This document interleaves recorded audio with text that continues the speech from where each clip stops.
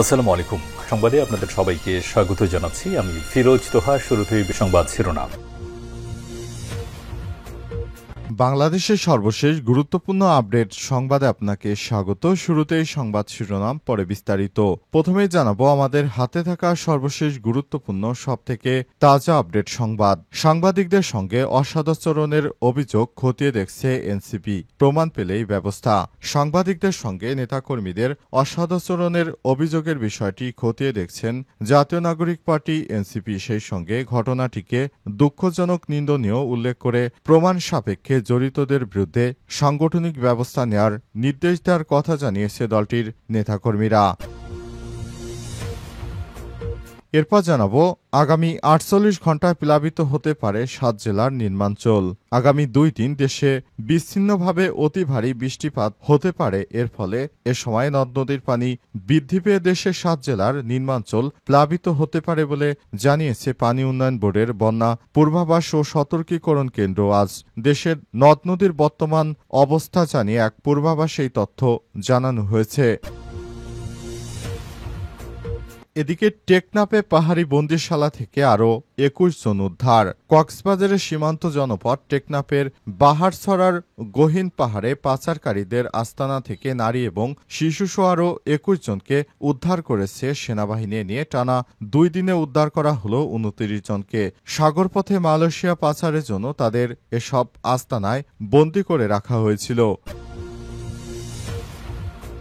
জানাবো কুমিল্লা সিলেট আঞ্চলিক মহাসড়কে ১০ কিলোমিটার যানজট। কুমিল্লা সিলেট আঞ্চলিক মহাসড়কের দেবিদার জাফরগঞ্জ থেকে বুড়িচং দেবপুর পর্যন্ত দীর্ঘ যানজট সৃষ্টি হয়েছে। মহাসড়কে বুড়িচং উপজেলার কংসনগর এলাকায় কাভার্ড ভ্যানের চাকা খুলে যায়। দীর্ঘ যানজটের সৃষ্টি হয়েছে বলে জানান মিরপুর হাইওয়ে থানা পুলিশ ইনচার্জ পারভেজ আলী। এবং সর্বশেষ জানাবো যুক্তরাষ্ট্রে শাটডাউন, ৭ লাখের বেশি কর্মীকে ছুটিতে পাঠানোর আশঙ্কা।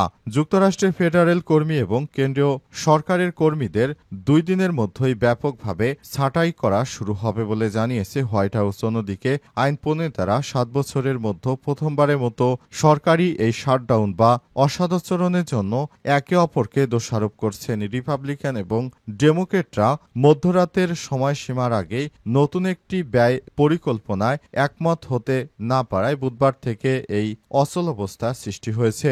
আপোষ করতে ইচ্ছুক এমন লক্ষণ কোনো পক্ষের মধ্যেই দেখা যাচ্ছে না। একই সঙ্গে এই অচলাবস্থা শুরুর কয়েক ঘন্টা পরই তা বন্ধের জন্য একটি ভোট করার উদ্যোগও ব্যর্থ হয়েছে। প্রিয় দর্শক, এতে লাখ লাখ কর্মসংস্থান হুমকির মুখে পড়তে পারে। এতক্ষণ শুনছিলেন সংবাদ শিরোনাম, এবারে বিস্তারিত। তবে তার আগে বন্ধুরা অনুরোধ থাকবে এই সংবাদটিতে একটি লাইক দিন। এই চ্যানেলে আপনি নতুন হয়ে থাকলে আমাদের সংবাদটি দেখতে দেখতে চ্যানেলটি সাবস্ক্রাইব করে রাখুন। কমেন্ট করে বন্ধুরা আপনার মূল্যবান মতামত জানিয়ে দিন আপনি বিশ্বের কোন দেশ থেকে বা বাংলাদেশের কোন স্থান থেকে আমাদের সংবাদটি দেখছেন এবং শুনছেন। আর বন্ধুরা, এই সংবাদটি আপনার সোশ্যাল মিডিয়া ফেসবুকে শেয়ার করে বন্ধুদেরও দেখার সুযোগ করে দিন। এবারে বিস্তারিত। সাংবাদিকদের সঙ্গে অসদাচরণের অভিযোগ খতিয়ে দেখছে এনসিপি, প্রমাণ পেলেই ব্যবস্থা। সাংবাদিকদের সঙ্গে নেতাকর্মীদের অসদাচরণের অভিযোগের বিষয়টি খতিয়ে দেখছে জাতীয় নাগরিক পার্টি এনসিপি। সেই সঙ্গে ঘটনাটি দুঃখজনক ও নিন্দনীয় উল্লেখ করে প্রমাণ সাপেক্ষে জড়িতদের বিরুদ্ধে সাংগঠনিক ব্যবস্থা নেয়ার নির্দেশ দেওয়ার কথা জানিয়েছে দলটি। আজ গণমাধ্যমে পাঠানো এক বিবৃতিতে এই তথ্য জানানো হয়েছে। বিবৃতিতে জাতীয় নাগরিক পার্টি জানায়, ২৪ জুলাই গণঅভ্যুত্থানের ধারাবাহিকতায় দক্ষিণ এশিয়ার বিভিন্ন দেশে বাংলা বসন্ত চলছে। এরই ধারাবাহিকতায় আফ্রিকার কয়েকটি দেশেও আমরা জেনজিদের দুর্নীতির বিরুদ্ধে, বৈষম্যের বিরুদ্ধে জেগে উঠতে দেখেছি। এই ঘটনাগুলো বৈশ্বিক রাজনীতিতে নতুন বার্তা বহন করছে। এই প্রেক্ষাপটে জাতীয় নাগরিক পার্টি এনসিপি সদস্য সচিব আক্তার হোসেন এবং সিনিয়র যুগ্ম সদস্য সচিব ডাক্তার তাসনিম জারা প্রধান উপদেষ্টার সফরসঙ্গী হিসেবে জাতিসংঘ জাতিসংঘের সাধারণ অধিবেশনে যোগ দিতে গিয়েছিলেন। সেখানে তারা বিশ্বের বিভিন্ন প্ল্যাটফর্মে জেনজিদের রাজনৈতিক উত্থান, দেশকাল ও পাত্রভেদে তাদের নয়া রাজনৈতিক আকাঙ্ক্ষা ও বন্দোবস্ত সম্পর্কে মতবিনিময় করেছে। বাংলা বসন্তের নেতা হিসেবে নিজেদের চিন্তাগুলো বিভিন্ন ফোরামে তুলে ধরেছেন। বিবৃতিতে এনসিপি আরও জানায়, বৃহস্পতিবার তারা দেশে ফেরার পর গ্লোবাল লিডারশিপের এসব জায়গায় আমাদের সম্ভাবনা, অর্জন ও চ্যালেঞ্জগুলো মূলত সংবাদ সম্মেলনের মাধ্যমে তুলে ধরার কথা ছিল। কিন্তু এরই মধ্যে সাংবাদিকদের সঙ্গে এনসিপির নেতাকর্মীদের বিরুদ্ধে অসদাচরণের অভিযোগ উঠেছে, যা একই সঙ্গে দুঃখজনক ও নিন্দনীয়। এনসিপির পক্ষ থেকে বিষয়টি খতিয়ে দেখা হচ্ছে এবং দায়ীদের চিহ্নিত করে শাস্তির আওতায় নিয়ে আসা হবে বলে জানিয়েছে জাতীয় নাগরিক পার্টির নেতৃত্ববৃন্দরা।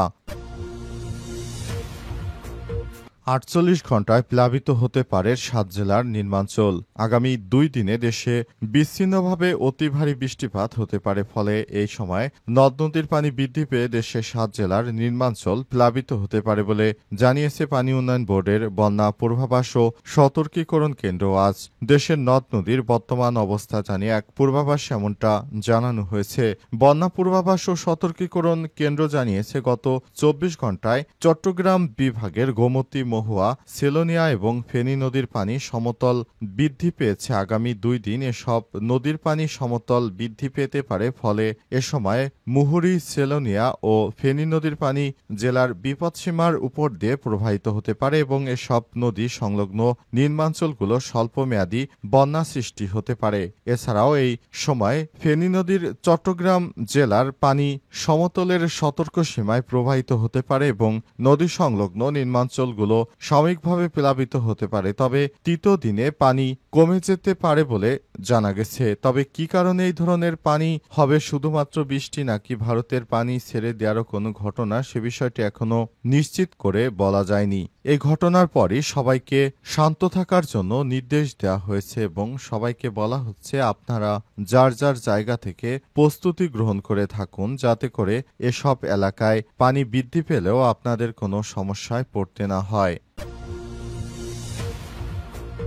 টেকনাফের পাহাড়ি বন্দিশালা থেকে আবারও 21 জন উদ্ধার। কক্সবাজারের সীমান্ত জনপদ টেকনাফের পাহাড়ছড়ির গহীন পাহাড়ে পাচারকারীদের আস্তানা থেকে নারী এবং শিশুসহ আরও 21 জনকে উদ্ধার করেছে যৌথবাহিনী। নিয়ে টানা 2 দিনে উদ্ধার হল 29 জন। সাগরপথে মালয়েশিয়া পাচারের জন্য তাদের সব আস্তানায় বন্দী করে রাখা হয়েছিল। বৃহস্পতিবার কোস্টগার্ডের মিডিয়া কর্মকর্তা লেফটেন্যান্ট কমান্ডার সিয়ামুল হক এই তথ্য নিশ্চিত করেছেন। কোস্টগার্ড ও নৌবাহিনী এই অভিযানে অংশগ্রহণ করে। তিনি আরও জানান, তারা জানতে পারেন সাগরপথে মালয়েশিয়ায় পাচারের জন্য নারী ও শিশু সহ বেশ কিছু মানুষকে টেকনাফের বাহারছড়া ইউনিয়নের করাচিপাড়া ঘাটের কাছে একটি ঘরে বন্দী করে রাখা হয়েছে। এই তথ্যের ভিত্তিতে বুধবার রাত 11টার দিকে কোস্টগার্ড ও নৌবাহিনীর যৌথ অভিযানে নামে অভিযানকালে বাহারছড়ি করাচিপাড়া ঘাট সংলগ্ন এলাকায় পাচারকারীদের গোপন আস্তানা থেকে নারী এবং শিশুসহ